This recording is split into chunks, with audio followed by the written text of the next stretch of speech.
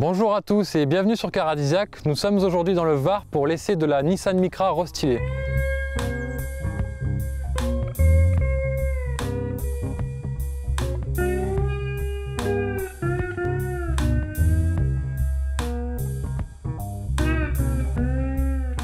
Au lancement de la deuxième génération de la Micra, Nissan a quelque peu déçu.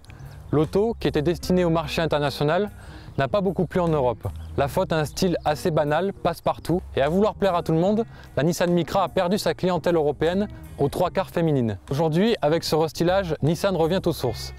La Nissan Micra prend du muscle et le style s'affirme. Le bouclier avant est entièrement redessiné et intègre maintenant le V chromé traditionnel chez Nissan, tandis que les ailes sont élargies. À l'arrière, on notera simplement l'intégration d'un troisième feu stop. Alors vous l'avez vu, le style extérieur de la Nissan Micra a beaucoup changé. À l'intérieur en revanche, les habitués de la citadine japonaise s'y retrouveront. La planche de bord ne bouge pas. La plus grosse évolution dans l'habitacle, c'est l'arrivée d'un écran avec le système Nissan Connect. Il regroupe le GPS et le système multimédia et permet entre autres de choisir sa navigation à partir de son smartphone au préalable avant de conduire. Un petit point noir en revanche sur la qualité des plastiques qui est vraiment limite et sur les finitions et assemblages par certains endroits. Et en dernier lieu, l'habitabilité reste inchangée, seul le seuil de coffre est abaissé pour un chargement plus facile. Alors le restylage de cette Micra touche essentiellement l'esthétique comme vous avez pu le voir tout à l'heure. Du coup, la mécanique n'évolue pas.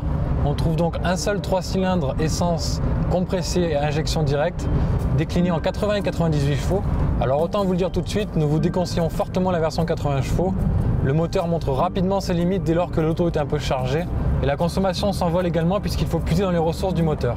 Il vaut donc mieux se rabattre sur la version 98 chevaux, un moteur qui convient parfaitement à la Micra. Il offre de bonnes relances grâce au compresseur et se montre relativement frugal puisque notre consommation mixte du jour était sous les 6 litres au 100. Côté comportement, la Micra offre un bon compromis entre dynamisme et confort et l'insonorisation est également bonne. Côté transmission, Nissan propose 2 boîtes de vitesse, une automatique CVT et une manuelle à 5 rapports. Malheureusement, aucune des deux ne nous a convaincus. La boîte automatique s'est montrée assez lente et peu réactive et la boîte manuelle proposait des guidages qui manquaient cruellement de précision.